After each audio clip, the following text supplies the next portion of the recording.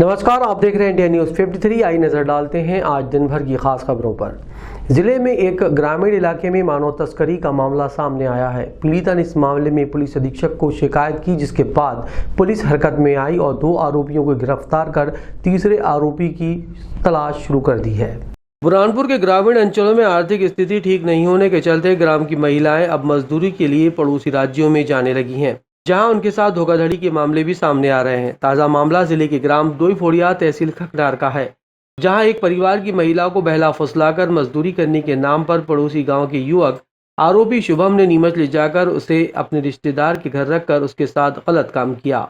बाद में एक अन्य व्यक्ति मनोहर भगत को 1 लाख में बेचकर फरार हो गया। घटना लगभग 7 माह पहले लॉकडाउन के समय की है। जैसे तैसे महिला अपने परिवार में पहुंची और घटना की पूरी जानकारी दी। पुलिस अधीक्षक बुरहानपुर को इसकी शिकायत की। पुलिस अधीक्षक राहुल कुमार के संज्ञान में आते ही मामले में टीम गठित कर आरोपी शुभम पिता प्रभाकर निवासी दोईफोड़िया, जिला बुरहानपुर, प्रमोद पिता कालू सिंह निवासी चित्तौड़गढ़ राजस्थान, मनोहर पिता भगत सिंह निवासी गुलाबखेड़ी नीमच के खिलाफ धारा 366, 376 IPC में मामला पंजीबद्ध कर आरोपियों की तलाश शुरू कर दी है। शुभम पिता प्रभाकर और प्रमोद पिता कालू सिंह को हिरासत में लेकर उनसे पूछताछ की जा रही है। पुलिस अधीक्षक ने मीडिया को जानकारी देते हुए कहा कि तीसरे आरोपी की भी तलाश की जा रही है, उसे भी जल्द गिरफ्तार किया जाएगा। खगनार थाना क्षेत्र अंतर्गत एक महिला द्वारा शिकायत की गई थी कि उसको जो है वो एक शुभम नाम के व्यक्ति द्वारा यहाँ से लेके जाकर नीमच में उसके जो साड़ू भाई है मनोहर, उसके साथ में मिलके एक तीसरे व्यक्ति को राजस्थान में बेचा गया है, जिसका नाम है प्रमोद, और 1 लाख रुपए में बेचा गया था। और उसके बाद में फिर वो वहाँ से जैसे तैसे बच के और यहाँ पर आकर वो शिकायत कर रही है। जैसे ही हमारे संज्ञान में ये मामला आया, तत्काल उसके अंदर मामला पंजीबद्ध करके हमने शुभम, जो मेन आरोपी है, जो यहाँ से उसको नीमच लेके गया था, और साथ ही साथ में मनोहर, जिसके साथ में मिलके उसने आगे भेजा था, उन दोनों को आरोपियों को गिरफ्तार कर लिया गया है। आगे प्रमोद की तलाश जारी है, जल्द हम उसको भी गिरफ्तार कर लेंगे। हम लोग लगातार जो शिकायतें आती है उसके अंदर बड़ी बारीकाई से और जो महिला संबंधी अपराध है उनके ऊपर प्रयास कर रहे हैं और लगातार उसमें दस्तयाबी भी करते जा रहे हैं। अगर ऐसा कोई भी मामला सामने आता है तो उसमें तत्काल संज्ञान लेते हुए कार्रवाई भी की जाती है। अगर ऐसा कोई मामला भविष्य में भी सामने आता है तो उसके ऊपर भी तत्काल कार्रवाई की जाएगी। महाराष्ट्र सीमा से लगे इलाकों में अवैध उत्खनन के बढ़ते मामलों के बीच ठेकेदार और अवैध उत्खननकर्ताओं के बीच बीती रात विवाद हुआ, जिसकी शिकायत ठेकेदार ने पुलिस को की है। बीती रात्रि को नाजनखेड़ा घाट पर महाराष्ट्र की बॉर्डर से अटवाड़ा से हथियारों से लैस करीब 20 से 30 अवैध रेत उत्खननकर्ताओं द्वारा बुरहानपुर जिले की रेत ठेकेदार वामदेव ग्लोबल के कर्मचारियों के साथ मारपीट की, साथ ही गश्ती वाहन के शीशे तोड़े। करीब 1 घंटे तक विवाद चलता रहा। जैसे ही ठेकेदार के अन्य कर्मचारी वहां पहुंचे, अवैध उत्खननकर्ता भाग खड़े हुए। सूचना मिलने के बाद ठेकेदार कर्मचारी मौके पर पहुंचे। वहीं सुबह ठेकेदार द्वारा शाहपुर थाने में मामला दर्ज कराया गया है। प्राप्त जानकारी के अनुसार महाराष्ट्र की बॉर्डर से नदी के सहारे डोंगों और अवैध उत्खननकर्ता बुरहानपुर की सीमा में प्रवेश कर अवैध रूप से रेत का उत्खनन कर रहे थे। ठेकेदार के कर्मचारियों द्वारा जब उन्हें रोका जाता है तो आए दिन विवाद की स्थिति बनती है। बीती रात को भी कई डोंगे लेकर अवैध उत्खननकर्ता घाट पर पहुंचे। इस घटना में टूटी फूटी गाड़ियों को शाहपुर थाने में खड़ा किया गया है। पुलिस थाना गणपति नाका क्षेत्र अंतर्गत एक कार अनियंत्रित होकर एक मकान में जा घुसी। घटना के समय कार में बैठे दोनों युवक शराब के नशे में होना बताए गए हैं। सुबह तड़के थाना गणपति नाका क्षेत्र अंतर्गत एक कार घनी बस्ती के क्षेत्र में जा घुसी, जिसमें 2 युवक सवार होना बताए गए। ये कार चलाने वाले दोनों युवक दारू पिए हुए थे, जो अपनी गाड़ी से सबको ठोकते हुए एक दुकान के सामने इनकी गाड़ी पलटी खा गई। वहीं मौजूद क्षेत्र के लोगों ने तुरंत गाड़ी को सीधा किया। गाड़ी में सवार नशे में धुत दोनों युवकों को घायल अवस्था में बाहर निकाला। घटना के बाद क्षेत्र में हड़कंप मच गया। लोगों की भीड़ बढ़ गई। जैसे तैसे करके घायलों को उपचार के लिए जिला अस्पताल भेजा गया, लेकिन बताया जा रहा है कि कल जिला अस्पताल भी नहीं पहुंचे, किसी निजी चिकित्सालय में उनका उपचार चल रहा है। इस घटना में दुकान में बैठे बुजुर्ग की 2 पहिया गाड़ी चकनाचूर हो गई। गनीमत यह रही कि इस गाड़ी से कोई जनहानि नहीं हुई। गाड़ी के मलबे को देखकर अंदाजा लगाया जा सकता है कि गाड़ी की रफ्तार कितनी होगी। इस पूरे मामले में प्रत्यक्षदर्शी ने बताया कि दोनों युवक काफी नशे में थे और नशे की हालत में उनके द्वारा गाड़ी का एक्सीडेंट किया गया है। सूचना मिलने के बावजूद भी गणपति थाना पुलिस के कोई भी जवान मौके पर नहीं पहुंचे। कई घंटों तक घटनास्थल पर गाड़ियां पड़ी रहीं। भाई वहाँ गाड़ी आ रही थी, उधर से दारू वारू पी रखी थी, क्या भगवान जाने, और उधर आकर के वो गाड़ी टकराई और मेरे गोदाम से जाके टकराई। मेरी गाड़ी इधर खड़ी थी, उसको भी तोड़ डाली और गाड़ी ने पलटी खाई, 2 पलटी खाई। दूसरी पलटी सामने वर्कशॉप वाले भाई लोग बैठे थे वो तो अच्छा बेचारे अच्छे समझदार थे तो दौड़ के आए, 15-20 मिनट लाख बिल्कुल गाड़ी को सीधी करी और उनको अंदर से निकाल करके उनको बाहर भटका। कितने लोग थे ये 2 जने थे उसमें गाड़ी में। गाड़ी किसके आसपास की किसकी है? यार भाई मैंने सुना है, मेरे को तो मालूम नहीं, बाकी मैंने सुना है कि अर्जुन भाई की थी शायद। मतलब कई लोगों को ठोकते आ रही थी ये गाड़ी? मैंने बता रहा था, वो वर्कशॉप वाला कह रहा था, बोले वहाँ भी उन्होंने गाड़ी का कुछ गड़बड़ हुई थी तो मैं जब भी समझ गया था कहीं तोड़ेंगे, बाकी मेरे को मालूम नहीं उन्होंने क्या किया।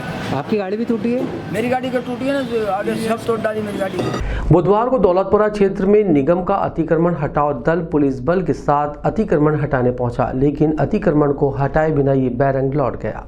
सीएम हेल्पलाइन पर दौलतपुरा के स्थानीय व्यक्ति द्वारा नाले पर मूलभूत सेवा केंद्र के समीप अतिक्रमण की शिकायत दर्ज कराई गई थी, जिसका परिपालन करते हुए निगम का अमला थाना शिकारपुरा पुलिस थाना प्रभारी राजेश दुबे, नगर निगम इंजीनियर गोपाल महाजन के साथ मौके पर पहुंचा और जेसीबी से नाले पर बनी 2 अस्थायी अतिक्रमण हटाने का कार्य शुरू किया गया। इस दौरान पारसी समाज के कुछ युवक नगर निगम के अमले के पास पहुंचे और उनसे कुछ समय का वक्त मांगा। हालांकि इसके पूर्व युवकों द्वारा विधायक ठाकुर सुरेंद्र सिंह और अधिकारियों से गुहार लगाई गई, जिसके बाद युवकों को नगर निगम द्वारा मानवता का परिचय देते हुए कुछ समय दिया गया और समझाइश देने के बाद नगर निगम का अमला दौलतपुरा से वापस लौट गया। नगर निगम इंजीनियर गोपाल महाजन ने बताया कि सीएम हेल्पलाइन की शिकायत के मिलने के बाद नगर निगम अमले द्वारा नाले पर बने अतिक्रमण को तोड़ा जा रहा है। ये कार्रवाई आगे भी जारी रहेगी। यहाँ ये 2 टपरे हटाना थे, लेकिन उन्होंने 5 बजे तक का समय मेरे से और टीआई साहब से मांगा है सामान निकालने के लिए। मानवता के नाते उनको ये समय दिया जा रहा है। 5 बजे के बाद अगर वो नहीं हटाते तो हम तोड़ देंगे। कितने अतिक्रमण के खिलाफ कार्रवाई? आज 3 अतिक्रमण के खिलाफ कार्रवाई है। नाले पे और भी अतिक्रमण सुनने में उसकी भी सुनिश्चित कार्रवाई सर्वे किया जा रहा है, सुनिश्चित किया जाकर उसको भी तोड़ा जाएगा। महिला और बच्चों से जुड़े कानूनों की जानकारी और जागरूकता के लिए जिला पंचायत के सभागृह में 2 दिवसीय कार्यशाला का आयोजन किया गया। लैंगिक अपराधों से बालकों का संरक्षण अधिनियम 2012, एक्ट नियम 2020 और किशोर न्याय बालिकाओं की देखरेख और संरक्षण अधिनियम 2015, नियम 2016 के अंतर्गत जिला स्तरीय क्षमता संवर्धन प्रशिक्षण कार्यशाला का आयोजन जिला पंचायत सभागृह में किया गया, जिसमें महिला और बाल विकास विभाग, पुलिस विभाग, चाइल्ड लाइन के पदाधिकारी मौजूद रहे। कार्यशाला में भोपाल से आए प्रशिक्षक द्वारा लैंगिक अपराधों को लेकर जानकारी दी गई। पॉक्सो एक्ट 2012-2020 अधिनियम 2015-16 के अंतर्गत ये जानकारी दी गई है कि लैंगिक अपराध किस तरह से घटते हैं और उन अपराधों का समाज पर क्या प्रभाव पड़ता है। नाबालिग बालक बालिकाओं के साथ लैंगिक अपराध किए जाने पर कानून में उसके क्या प्रावधान है, किस तरह से दंडित किया जा सकता है और तो और इन अपराधों से किस तरह से बचा जा सकता है। ये संपूर्ण जानकारी इस कार्यशाला में दी गई। परियोजना अधिकारी ने बताया कि एक 2 दिवसीय कार्यशाला में पुलिस विभाग, महिला बाल विकास विभाग, चाइल्ड लाइन के सभी पदाधिकारी मौजूद थे और उन्हें जानकारी दी गई। इसमें बच्चों की देखभाल के लिए, बच्चों के खिलाफ होने वाले अपराधों के लिए जो पॉक्सो एक्ट है उसके संबंध में कार्यशाला का आयोजन किया गया है। इसमें महिला बाल विकास, स्वास्थ्य विभाग, पुलिस विभाग और जो चाइल्ड लाइन वगैरह के सदस्य लोग हैं वो शामिल किया है। इनका इस बारे में जो उन्मुखीकरण है, इस एक्ट के बारे में जानकारी दी गई। सर कितने दिन का कार्यक्रम है? ये आज का 1 दिवसीय कार्यशाला। बुधवार को शहर से रेगिस्तान का जहाज कहे जाने वाले राजस्थानी ऊंटों का कारवां गुजरा, जिसके कारण हाईवे पर यातायात प्रभावित हुआ। बुधवार को रेगिस्तान का जहाज कहलाए जाने वाले ऊंट का कारवां जब शहर की सड़कों से गुजरा तो लोग देखते रह गए। 10-10 फीट ऊंचे ऊंट और उन पर सवार राजस्थान के काठियावाड़ समाज के लोग ऊंट बुरहानपुर से खंडवा की ओर लेकर निकले तो मुख्य हाईवे पर यह कारवां निकला तो कुछ समय के लिए बुरहानपुर की सड़कें राजस्थान की सड़कों की तरह दिखाई देने लगी। लोगों के सामने सुंदर दृश्य उभर कर आया। लगभग 20 से अधिक ऊंट विगत 2 दिनों से बुरहानपुर के मोहम्मदपुरा में डेरा डाले थे, जिनके बुधवार को ये सभी खंडवा की ओर रवाना हो गए। हालांकि मुख्य हाईवे पर जब ये ऊंट अपने जो सामान के साथ निकले तो कई परेशानियों का सामना भी करना पड़ा। ट्रक वाले बड़े वाहन कछुए की चाल चलते हुए दिखाई दिए तो वहीं ऊंट आराम से चलते हुए दिखे। क्षेत्रीय सांसद नंद कुमार सिंह चौहान के शीघ्र स्वास्थ्य के लिए सिंधी बस्ती स्थित नव दुर्गा माता मंदिर में विशेष पूजा का आयोजन किया गया। क्षेत्रीय सांसद नंद कुमार सिंह चौहान के स्वास्थ्य लाभ को लेकर मंगलवार शाम सिंधी समाज जनों ने सिंधी बस्ती स्थित नव दुर्गा माता मंदिर पर आरती की। भाजपा युवा मोर्चा प्रदेश कार्यकारिणी सदस्य गजेंद्र पाटिल ने नव दुर्गा माता की आरती उतारी। सभी समाज जन सहित युवाओं ने सांसद नंद कुमार सिंह चौहान के स्वास्थ्य लाभ के लिए प्रार्थना की। इस दौरान समाज के मुखिया सुदामा नवानी, लड्डाराम खटवानी, टेकचंद नवानी, राजेश गुनवानी सहित समाज जन मौजूद रहे। खंडवा पुलिस को ठगोरी दुल्हन और उसके सहयोगियों को पकड़ने में सफलता मिली है, जिनके पकड़े जाने के बाद कई मामलों का खुलासा हुआ है। खंडवा पुलिस ने शादी कर गहने और लेकर फरार होने वाली लुटेरी दुल्हन सहित गिरोह का पर्दाफाश किया है। पुलिस ने मामले में दुल्हन सहित अन्य आरोपियों को गिरफ्तार किया है। शादी होने के लड़की ससुराल पहुंचती है और मौका पाकर ज्वेलरी नकदी लेकर रात में वहां से फरार हो जाती है। पुलिस अधीक्षक विवेक सिंह ने बताया कि युवतियों द्वारा पैसा लेकर शादी करने और ससुराल से जेवर उड़ाने के मामले की शिकायतें अक्सर आती हैं। कई बार स्वजन मान सम्मान के लिए थाने तक नहीं पहुंचते। इस प्रकार की वारदातें सुनियोजित ढंग से की जाती है। हमारी टीम ने मामले का खुलासा करते हुए इस ड्रामे में शामिल दुल्हन और अन्य आरोपियों को गिरफ्तार किया है। घटना पर प्रकाश डालें तो खंडवा जिले के हर्ष थाना क्षेत्र के अंतर्गत ग्राम तोरनिया निवासी केदार पिता राधेश्याम विश्वकर्मा अपनी स्वयं की शादी करना चाहता था, जिसके द्वारा कई जगह शादी की चर्चाएं की गई, किंतु कहीं बात नहीं बनी। वहीं इसी चर्चा के क्रम में ग्राम पाटाखाली के जगदीश पिता हरिप्रसाद से बातचीत हुई। जगदीश ने पूनम पिता चंपालाल निवासी सोडलपुर जिला हरदा और शकील पिता शरीफ निवासी डंगावा भटपुरा जिला हरदा से केदार की शादी के लिए लड़की की बात फोन पर की। पूनम ने लड़की रागनी का पिता बनकर केदार से फोन पर बात की। लड़की की मां बीमार है और हम गरीब हैं, इलाज के लिए 40,000 रुपए की जरूरत है, तभी लड़की की शादी करेंगे। तब केदार ने पूनम को कहा कि लड़की पसंद आने पर इलाज के लिए पैसे दूंगा।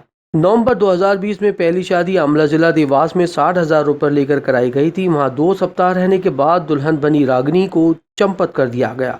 वहीं 2 दिसंबर 2020 को दूसरी शादी ग्राम तोरनिया हरसूद खंडवा निवासी केदार से हुई और 40,000 रुपए लेकर की गई, जहां 2 दिन रहने के बाद दुल्हन बनी रागनी को चंपत कर दिया गया।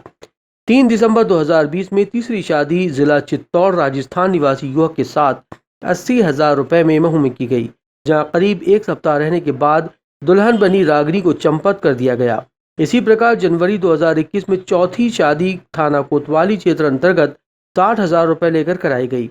पुलिस अधीक्षक के निर्देश पर अतिरिक्त पुलिस अधीक्षक देहात व अनुविभागीय अधिकारी पुलिस हरसूद के नेतृत्व में हरसूद थाना प्रभारी अमित कोरी के द्वारा पुलिस हरसूद टीम द्वारा आरोपियों को गिरफ्तार कर इस मामले का पर्दाफाश किया है। इंडिया न्यूज 53 के लिए मनीष गुप्ता की रिपोर्ट। हुई थी जिसमें आवेदक ने बताया था कि उसको शादी करने की आवश्यकता थी, जिसमें आधार पर उससे लोगों ने संपर्क किया और जिस लड़की से शादी हुई वो उसके बाद गायब है और इसी बीच उसने उसके परिवार को कुछ पैसे दिए थे। उसके बाद से उससे संपर्क नहीं हो पाया, जिसके आधार पर इसमें अग्रिम जांच करके इसमें प्रथम दृष्टया इसमें 420 का अपराध पाए जाने से इसमें कायमी की गई और जब इसकी विवेचना की गई तो एक इस प्रकार से गैंग का खुलासा हुआ जो ऐसे व्यक्तियों को टारगेट करते हैं जो शादी के लिए अपने लड़की के ढूंढ हैं और उनसे संपर्क करके उनसे किसी न किसी बहाने पैसे लेके और उसके उपरांत गायब हो जाते हैं। और जो ये गैंग है ये करीब 7 लोग अभी तक हमको इसमें पता चले हैं आरोपी बनाए गए। इसमें 6 लोग को हमने गिरफ्तार कर लिया है, एक अभी फरार है और ये मूलतः ज़्यादातर इसमें हरदा या अगल बगल के क्षेत्र के हैं और इनसे पूछताछ में इन्होंने पिछले नवंबर से लेकर अभी तक 4 ऐसी अन्य घटनाक्रम भी इन्होंने करना बताया है, जिसको विवेचना में सम्मिलित करके और इसमें अग्रिम विवेचना की जा रही है। नकदी बहुत ही मामूली अभी बरामद हुई है, अभी इनको PRP लिया जा रहा है और पूछताछ आगे भी की जाएगी और हो सकता है संभवतः इसमें गैंग में अन्य लोग भी इन्वॉल्व हो जिनके बारे में विवेचना की जाती है। खंडवा पुलिस अधीक्षक के निर्देश पर पुलिस विभाग द्वारा विशेष अभियान चलाकर गुम हुए 50 मोबाइलों को उनके मालिकों तक पहुंचाया गया। खंडवा पुलिस द्वारा 6 लाख रुपए से अधिक राशि के 50 से अधिक मोबाइल प्राप्त कर उनके वास्तविक स्वामियों को लौटाए गए। पुलिस अधीक्षक खंडवा विवेक सिंह के द्वारा इस आशय के निर्देश इकाई के समस्त थाना प्रभारियों को दिए गए थे कि ऐसे व्यक्ति जिनके रोजमर्रा के कार्यों के दौरान उनके मोबाइल कहीं गुम हो जाते हैं और ऐसे गुम मोबाइल की जानकारी साइबर सेल द्वारा उपलब्ध करा दिए जाने के बाद वो नहीं मिल पाते हैं, जिससे कि व्यक्ति को खासी परेशानी होती है। ऐसे गुम मोबाइलों को अभियान चलाकर प्राप्त किया जाए। यदि मोबाइल में चोरी होने की घटना हुई है तो वैधानिक कार्रवाई की जाए। इसी तारतम्य में पुलिस टीम का गठन किया गया और ऐसे गुम मोबाइलों की पतारसी के प्रयास किए जाकर गुम हुए कुल 55 मोबाइलों में से 50 मोबाइलों को जिनकी कीमत बिल के मुताबिक 6 लाख रुपए से अधिक है, ऐसे मोबाइलों को खंडवा पुलिस द्वारा प्राप्त किया गया और उनके वास्तविक स्वामियों को सुपुर्द किया गया। ये मोबाइल पुलिस द्वारा जिला खंडवा के विभिन्न स्थानों जिला इंदौर, तेलंगाना, जिला हरदा, जिला खरगोन, जिला देवास व जिला उज्जैन और अन्य स्थानों से प्राप्त किए गए। ये जानकारी में उप निरीक्षक पुष्पेंद्र सिंह राठौर, थाना प्रभारी पदमनगर, साइबर सेल के आरक्षक जितेंद्र राठौर, आरक्षक जितेंद्र तिवारी, आरक्षक विक्रम, थाना पदमनगर के आरक्षक अरविंद तोमर, आरक्षक संतोष पटेल, जीवी शाह, KR, राजेंद्र पांजरे, जिला की समस्त पुलिस थानों के कर्मचारियों का सराहनीय योगदान रहा। J-News 53 के लिए मनीष गुप्ता की रिपोर्ट। ये आज हमको काफ़ी समय से हमको शिकायतें प्राप्त हुई थी, आवेदन प्राप्त हुए थे गुमशुदा मोबाइल के संबंध में, जिसमें लगातार टीम्स ने वर्क किया था और साइबर सेल की टीम ने लगातार लग के टेलीकॉम कंपनीज की मदद से इनको हमने ट्रेस किया, उस पर वर्क करके इन मोबाइल्स को रिकवर किया, जिनकी संख्या 50 और इनकी कीमत करीब 7-8 लाख से अधिक है। और उनके आवेदक को बुला के आज हमने उनको हैंडओवर किया है और भी इसमें लगातार कार्रवाई जारी है। अभी भी कई सारे हमारे पास गुमशुदा मोबाइल्स के आवेदन है, जिस पे लगातार हम वर्क कर रहे हैं और कोशिश हमारी 100% है कि ज़्यादा से ज़्यादा लोगों को इसको मोबाइल हम वापस किन क्षेत्रों से आपने मोबाइल रिकवर किए हैं सर? इसमें हमने जो सबसे दूर से लाए हैं वो तेलंगाना राज्य से भी मोबाइल इसमें हमने रिकवर करवाया है, जो कि शायद यात्रा में वहाँ किसी चीज़ में छूट गया था, वो वहाँ पर चला गया था, वहाँ से रिकवर करवा के लाए हैं। इसके साथ साथ हरदा, होशंगाबाद, इंदौर और अन्य जिलों से भी इसमें मोबाइल को रिकवर किया। खंडवा के नीलकंठेश्वर कॉलेज में एनसीसी कैडेट्स के B और C सर्टिफिकेट की परीक्षा के लिए विशेष कैंप का आयोजन किया गया। खंडवा में एनसीसी कैडेट के B सर्टिफिकेट परीक्षा और C सर्टिफिकेट परीक्षा के लिए 3 दिन और 5 दिन के विशेष कैंप आयोजित किए जा रहे हैं। कोविड-19 के नियमों का पालन करते हुए कैंप आयोजित हो रहे हैं। इन कैंप में एनसीसी कैडेट्स को, जिसमें एनसीसी कैडेट को 7.62 mm SLR राइफल को खोलना, जोड़ना और चलाने का अभ्यास करना सिखाया जा रहा है। इसके साथ बुधवार को हुए प्रशिक्षण में कंपास पर डिग्री पढ़ना भी सिखाया गया। कैडेट्स को ड्रिल का दैनिक अभ्यास कराते हुए तेज चाल और मार्च पास्ट का कठिन अभ्यास कराया गया। सूबेदार के नेतृत्व में इन कैडेट्स को राइफल को खोलना और जोड़ने का प्रशिक्षण भी दिया गया। कैडेट्स को संबोधित करते हुए कहा कि अनुशासन ही जीवन की बुनियाद है और एक एनसीसी कैडेट अनुशासन में रहकर ही देश का एक सच्चा नागरिक बन सकता है। नीलकंठेश्वर कॉलेज के एनसीसी अधिकारी डावर सर ने कैडेट्स को अपने सैन्य जीवन के अनुभव बताते हुए कैडेट्स को सेना में अफसर बनने के लिए प्रोत्साहित किया। कैंप के दौरान कैडेट्स को मिलिट्री विषय जैसे ड्रिल, सशस्त्र बल, मानचित्र अध्ययन, हथियार प्रशिक्षण आदि का अध्ययन कराया गया। कैंप में नीलकंठेश्वर कॉलेज के गर्ल्स और बॉयज सहित अन्य कॉलेज के कैडेट्स हिस्सा ले रहे हैं। इंडिया न्यूज़ 53 के लिए मनीष गुप्ता की रिपोर्ट। यहाँ पे हमारे विगत वर्षों से अधिकतर कैंप आयोजित किए जाते थे।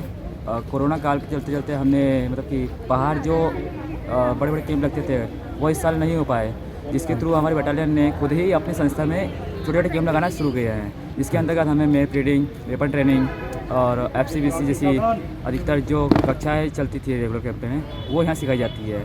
और तथा हमको अगले जो बड़े बड़े कैंप आते हैं उनके लिए मोटिवेट किया गया है। सर हमें आज अब यहाँ पर बहुत सारी चीज़ें सीखने को मिली। जैसे आज हमें FCBC की क्लासेस हुई, उसके बाद में हमने हेल्थ एंड हाइजीन की क्लास अटेंड की, फिर हमने मैप रीडिंग की। हमने मैप रीडिंग में जाना कि हम भारत का नक्शा कैसे देख लेते हैं, कौन कौन सी चीज़ें कहाँ कहाँ दर्शाई जाती है। जैसे सैनिक मैप हमको पता चला कि सैनिकों ने हमारे जब जंगल में रहते हैं उन्हें नेटवर्क नहीं पता होता, तो फिर वो मैप की किस तरह से प्रयोग करते हैं, कैसे इसे उपयोग में लाते हैं। हमने बहुत सारी चीज़ें सीखी। अच्छा लगता है, ऐसा लगता है कि हम मिनी आर्मी, तो वैसे भी एनसीसी को कहते हैं, ऐसा लगता है कि हम लोग आर्मी गर्ल्स हैं। बहुत अच्छी ट्रेनिंग मिलती है, अनुशासन मिलता है और सर बहुत अच्छा लगता है। एनसीसी कैडेटों के लिए कैंप चला रहे हैं। इसके 2 सर्टिफिकेट होते हैं, एक B सर्टिफिकेट और एक C सर्टिफिकेट। जो B सर्टिफिकेट वाले कैडेट हैं उनको हम 3 दिन का कैंप चला रहे हैं और जो C सर्टिफिकेट वाले कैडेट हैं उनका 5 दिन का, जिसके दौरान हम बच्चों को weapon drill, map reading, field craft and battle craft, communication, leadership development, personal health and hygiene की क्लासें जो आज सब्जेक्ट हैं ये इस कैंप के दौरान कवर किए जाएंगे। और इसके अलावा कल की हमारी फायरिंग की प्लानिंग है, तो कल बच्चों को पूरा फायर करवाया जाएगा। और उसके बाद एक दिन कल्चर प्रोग्राम का भी है, जिस दिन B सर्टिफिकेट वालों का लास्ट दिन है उस दिन कल्चर प्रोग्राम का भी आयोजित